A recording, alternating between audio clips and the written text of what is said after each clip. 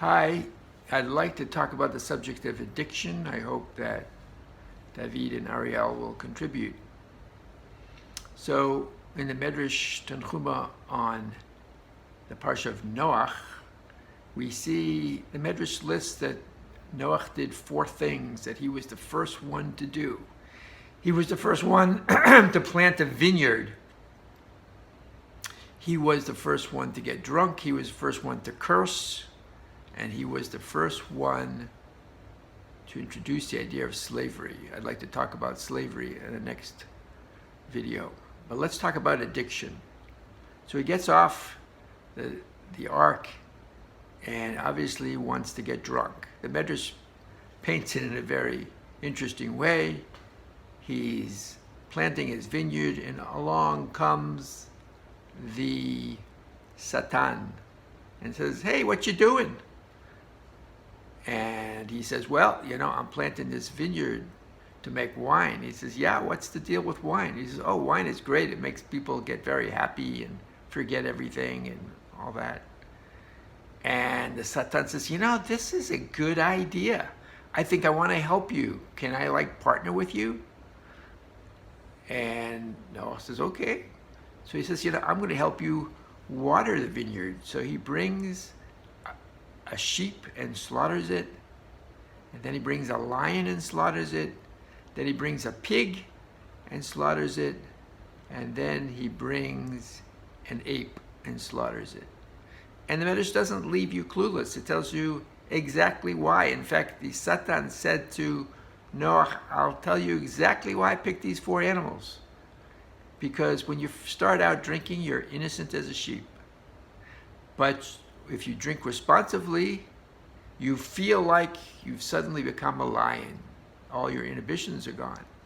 But if you keep going overboard, you first end up to be a pig, wallowing in your own you-know-what. And later on, you're totally out of control, like an ape. A monkey, I should say. So the question is, was the Satan warning Noah, don't go down this road because it's not going to turn out well? Or was he egging him on by praising him and saying, this is going to do exactly what you want. It's going to turn you into a lion, knowing full well that people can't stop at a certain point when they want to, and it will go too far. And then that person will sort of be fair game for what the Satan, the havoc that the Satan wants to wreak, or say havoc, the tests that he's being sent by God, however you want to explain the concept of Satan. So I'd like some help here. What do you think is going on this Midrash? Why did Noah introduce drinking? Why did he want to get drunk when he got off of the Teva? Did he have survivor's guilt? He didn't convince a single person to get on that Teva. He built it for 100 years, took him to plant the trees, grow the trees, build the ship. What is it? I mean, he was such a good guy. He fed all the animals in the ark. He was actually called Tzaddik, and it's associated with Yosef HaTzaddik because Yosef also fed the world because he figured out how to store food. And when there was a world famine in the world power of Egypt, he fed literally one man fed the world. And Tzaddik, and same with Noah, he fed the world because the whole world was on that ark, and especially all those animals with different feeding schedules. He had to feed each one.